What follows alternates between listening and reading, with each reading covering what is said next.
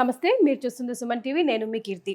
ద్వాదశ రాశుల ఫలితాల భాగంగా సెప్టెంబర్ 16 తారీఖు నుంచి సెప్టెంబర్ 30 తారీఖు వరకు వివిధ రాశుల వారికి ఎలాంటి ఫలితాలు ఇవ్వబోతుందో తెలియజేయడానికి మనతో పాటు ఉన్నారు ప్రముఖ జ్యోతిష్య పండితులు బ్రహ్మశ్రీ నందిబట్ల శ్రీహరి శర్మ గురువు గారు.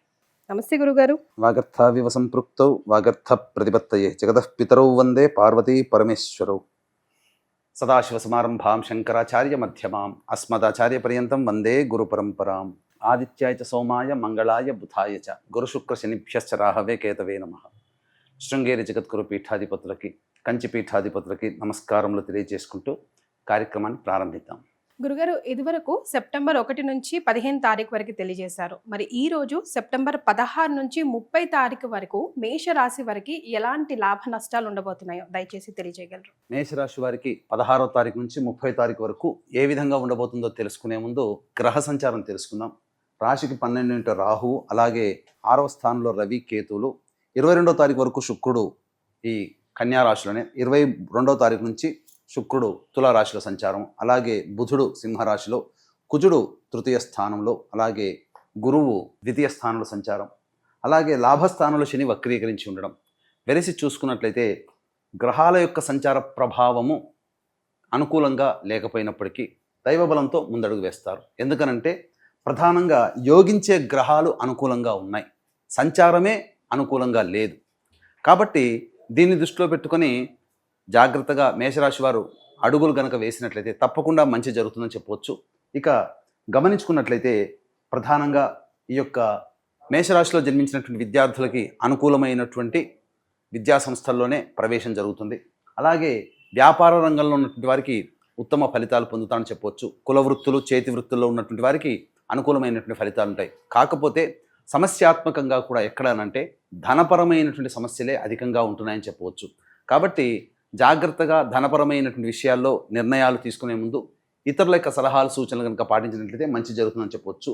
అయితే ఈ మేషరాశి వారికి గత కొంతకాలంగా దాంపత్య విభేదంతో ఇబ్బంది పడేటువంటి వాళ్ళకి ఈ యొక్క మేషరాశి వారికి మాసాంతంలో అనుకూలమైనటువంటి పరిస్థితులు గోచరమవుతున్నాయని చెప్పవచ్చు. ముఖ్యంగా ఇతరుల యొక్క పరిచయ ప్రభావంలో మీ జీవితంలో ఒక చక్కటి యోగదాయకమైన పరిస్థితి ఉంటుంది.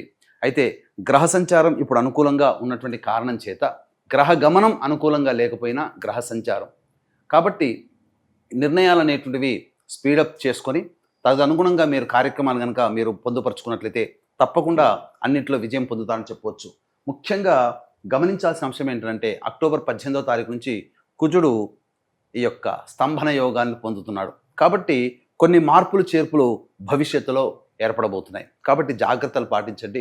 ముందుగా ఈ యొక్క కుజస్తంభన ప్రభావం అనేటువంటి కొంత ఇబ్బందిగా ఉన్నప్పటికీ తర్వాత కాలంలో ఈ కుజస్తంభనం యోగాన్ని కూడా కలగజేసేటువంటి స్థితిగా చెప్పవచ్చు.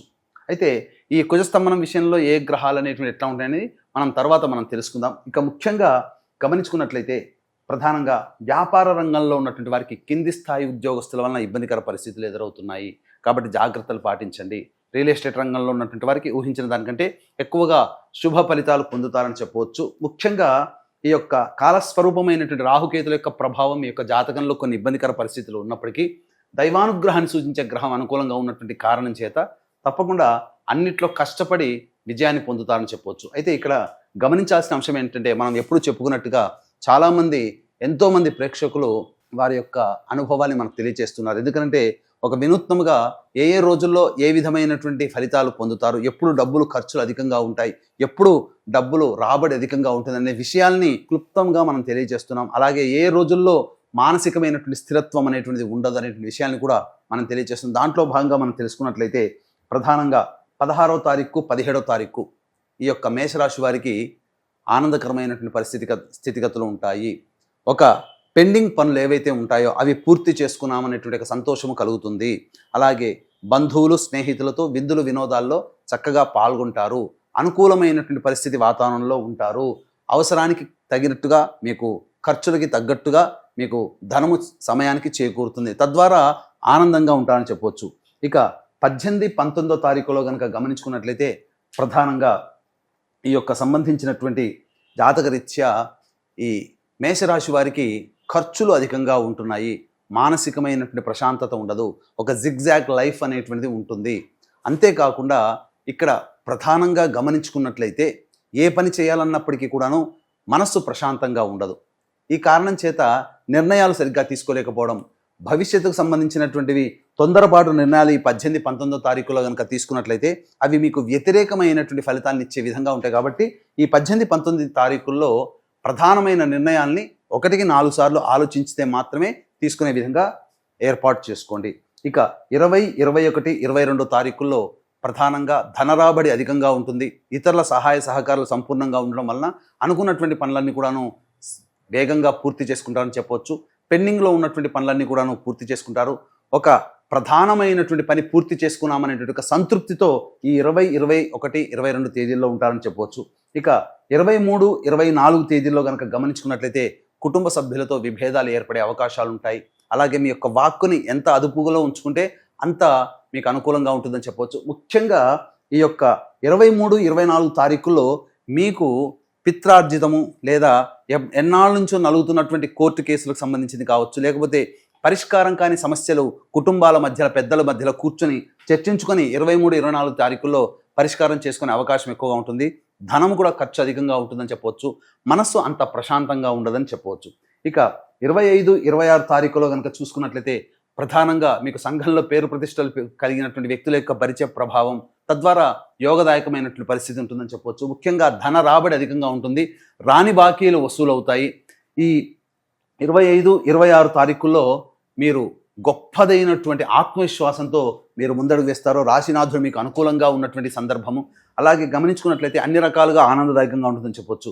ఇక 27, 28, 29, 30 ఈ యొక్క 4 రోజుల్లో అనుకూలంగా లేని సమయము.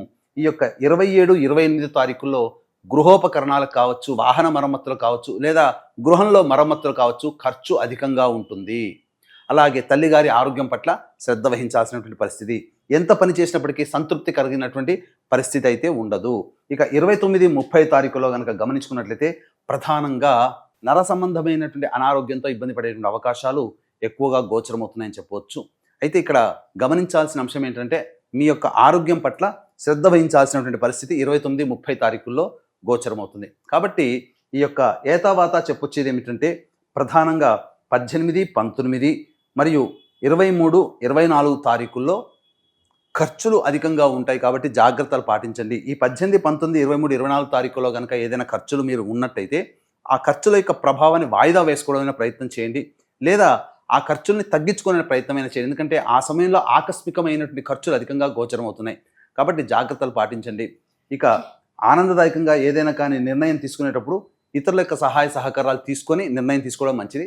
ఇక్కడ గ్రహ గమనం అనుకూలంగా ఉంది. గ్రహాల యొక్క స్థితిగతులు అనుకూలంగా ఉన్న గ్రహ సంచార ప్రభావం కొంత అనుకూలంగా లేని కారణం చేత ప్రధానంగా విపత్తులు ఎదుర్కొనే అవకాశం ఉందని చెప్పొచ్చు. ఉద్యోగస్తులకు సంబంధించి సాధారణమైనటువంటి ఫలితాలు పొందుతారు. బదిలీలకు సంబంధించి చేయు ప్రయత్నాలు కొంతవరకు ప్రతిఫలిస్తే తప్ప అంత ఆశాజనకంగా ఉండవనేటువంటి విషయాన్ని గమనించుకోవాలి. నిరుద్యోగస్తులు బాగా కష్టపడితే తప్ప ఉద్యోగాన్ని పొందలేనటువంటి పరిస్థితి. అక్టోబర్ నుంచి మంచి భవిష్యత్ అనేటువంటిది ఉంటుందని చెప్పడంలో ఏమాత్రం సందేహం లేదు. అలాగే ఈ యొక్క సెప్టెంబర్ 18వ తారీఖు రోజున పాక్షిక చంద్రగ్రహణం మన భారతదేశంలో కనిపించకపోయినప్పటికీ కుంభమీన, మేష, మిథున, కర్కాటక, కన్య, వృశ్చిక రాశిలో జన్మించినటువంటి వారికి ఈ యొక్క చంద్రగ్రహణ దోష ప్రభావం అనేటువంటిది ఉంటుంది. కాబట్టి దీన్ని దృష్టిలో పెట్టుకొని చంద్రగ్రహ దోష నివారణ హోమాది కార్యక్రమాలు ఆ రాశిలో జన్మించినటువంటి వారి కోసం కేవలం పర్ హెడ్ 1500 రూపాయలకి చేయించడం జరుగుతుంది. అలాగే ఇప్పుడు వస్తున్నటువంటివి పితృపక్షాలు, పితృదోష నివారణ కార్యక్రమాలు మన పీఠమాధ్వర్యంలో జరపబడుతున్నాయి. తండ్రి వైపు 7 తరాలు, తల్లి వైపు 4 తరాల్లో ఏవైనా దుర్మరణాలు అనగా road accident, fire accident, suicide attempt, నదిలో బావిలో పడి చనిపోవడం, ఇంట్లోంచి వెళ్ళిపోవడం, లివర్ ఫెయిల్, కిడ్నీ ఫెయిల్, క్యాన్సర్తో చనిపోవడం, 60 సంవత్సరాల లోపల ఏ విధంగా చనిపోయినా అవి పితృదోషములు అని అంటారు.